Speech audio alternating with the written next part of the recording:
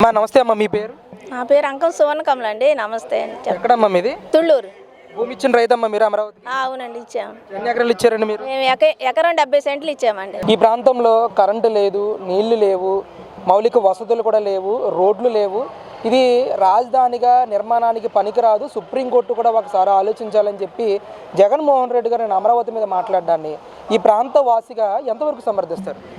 జయమ్మరావతి అండి, నిన్న జగన్మోహన్ రెడ్డి గారు ప్రెస్ మీట్లో మాట్లాడిన మాటలను ఈ ప్రాంత తుళ్ళూరు ప్రాంత వాసిగా, అమరావతి రైతుగా, దళిత జేఏసీ మహిళా కన్వీనర్గా నేను తీవ్రంగా ఖండిస్తున్నానండి. రోడ్లు లేవు, వాటర్ లేదు, కరెంట్ లేదు అని చెప్పారు. మరి గత 5 సంవత్సరాల పరిపాలన ఎక్కడి నుండి చేశారు జగన్మోహన్ రెడ్డి గారు? చీకట్లో చేశారా? మంచినీళ్ళు తాగకుండానే చేసేసారా?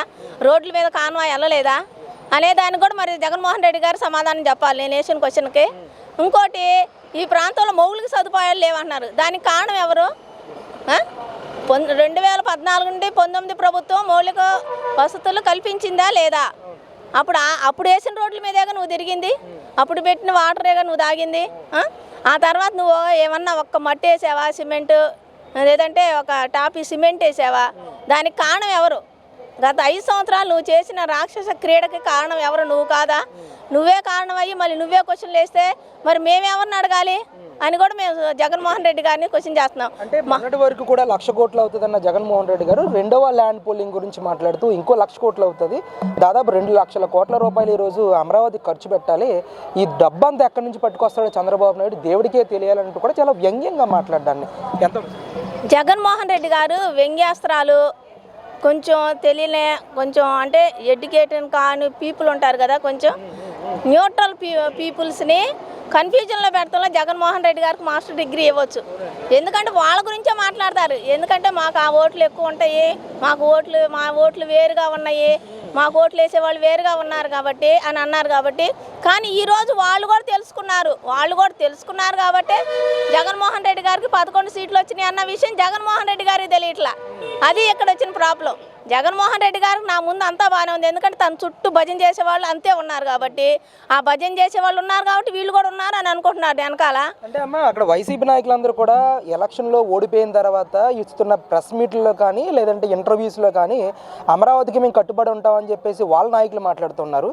కానీ పార్టీ అధినేత అయినటువంటి జగన్మోహన్ రెడ్డి మాత్రం ఇంకా అమరావతి గురించి పేరు కూడా ఉచ్చరించకుండా మాట్లాడడానికి కానీ, నాగార్జున సాగర్ ఏదైతే నాగార్జున యూనివర్సిటీ దగ్గర 500 ఎకరాలు తీసుకుని అక్కడ రాజధాని కడితే బాగుంటుందని చెప్పేసి ఆయన వ్యక్తీకరించడం కానీ అసలు ఎలా చూడొచ్చు నాయకులకి వర్సెస్ అధినాయకుడు మాట్లాడి? ఫస్ట్ నాయకులు మాట్లాడుతుంది వాళ్ళు కొంచెం రియలైజ్ అయ్యి మాట్లాడారండి. వాళ్ళు రియలైజ్ అయ్యి మనం ఓడిపోయింది మెయిన్ అమరావతి విషయంలోనే అనేది వాళ్ళకి అర్థమైంది. అమరావతి విషయంలో ఎందుకంటే పాదయాత్రలు చేసాము, వైజాగ్ రాజధాని అన్నారు, వాళ్ళు మరి ఒక్కళ్ళు కూడా ఓట్లు వేయలేదు అందరూ అనేది వాళ్ళకి అర్థమైంది నాయకులకి. కానీ జగన్మోహన్ రెడ్డి గారికి ఒక పార్టీ అధినేతగా ఉండి గత ముఖ్యమంత్రిగా ఉండి కూడా మరి జగన్మోహన్ రెడ్డి గారికి అర్థం కావట్లేదు. అంటే జగన్మోహన్ రెడ్డి గారి మనస్తత్వం వేరే అండి. అసలు అది నాయకుడిగా ఉండేవాడు ప్రేమతో తీసుకోవాలి ప్రజల దగ్గరికి, అంతేగాని ద్వేషంతో కక్షతో చేస్తే ప్రజలు అనేవాళ్ళు దగ్గరకు రారు, దూరం అయిపోతారు.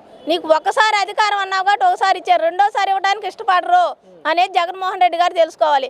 ఇంకోటి 500 ఎకరాల్లో రాజధాని కట్టారు. రాజధాని అంటే ఒక అసెంబ్లీ లేదంటే సెక్రటేరియట్ లేదా హైకోర్టు కాదండి. రాజధాని అనేది ఇప్పుడు హైదరాబాద్ ఎలా తయారైంది, సకల జన అన్ని రాష్ట్రాల ప్రజలు హైదరాబాద్లో మినీ ఇండియా అని అంటారు హైదరాబాద్ని. ఎందుకంటున్నారు?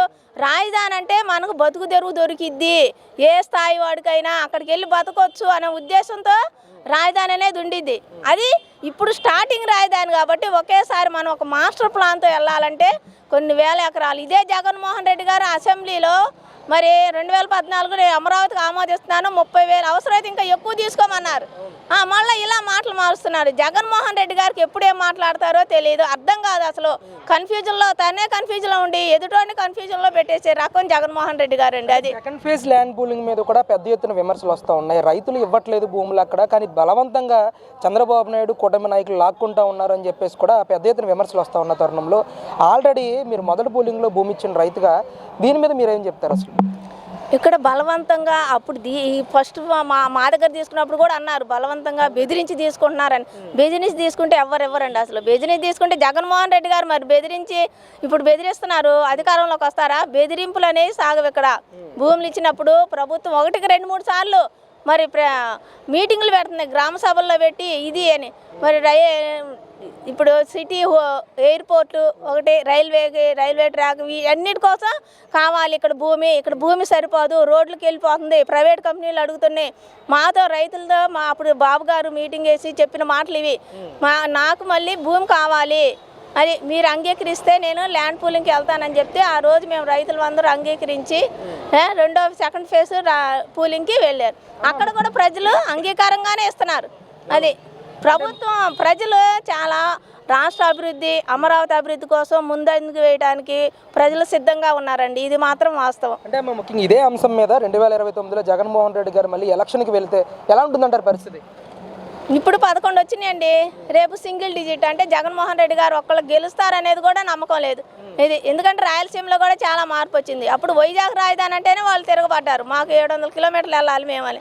ఈ ప్రాంతం సమదూరంలో ఉండిద్ది అని చెప్పేసి గత ప్రభుత్వం అంటే చంద్రబాబు నాయుడు గారి టైంలో 2014లో ఇక్కడ రాజధాని సమదూరంలో ఉండిద్ది, ఇక్కడ కృష్ణానది వాటర్ ఉందని చెప్పేసి అందరు ప్రజల ఆమోదంతోనే, అన్ని జిల్లాల ఆమోదంతోనే ఇక్కడ రాజధాని పెట్టారు అప్పుడు.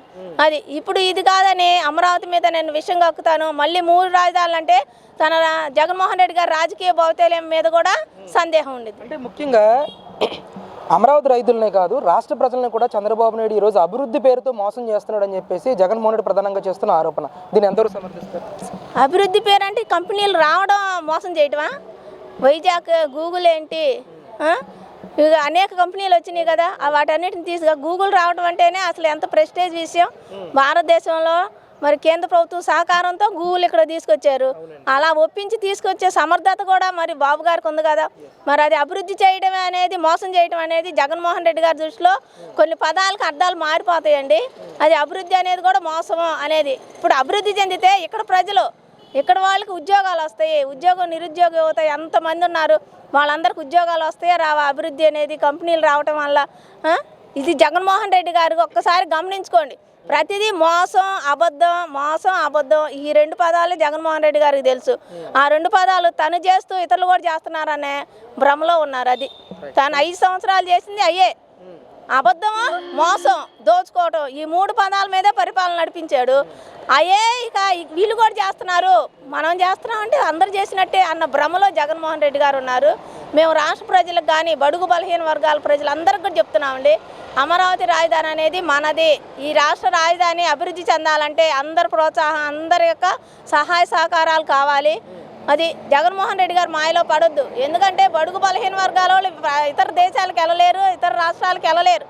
ఈ రాష్ట్రంలో ఒక మంచి రాజధాని మరి ఫ్యూచర్ భవిష్యత్తులో మన పిల్లలకే, మన తరతరాలకే ఉపయోగపడే రాజధాని వస్తుంది. కాబట్టి ఒక్కసారి ఆలోచించుకోండి.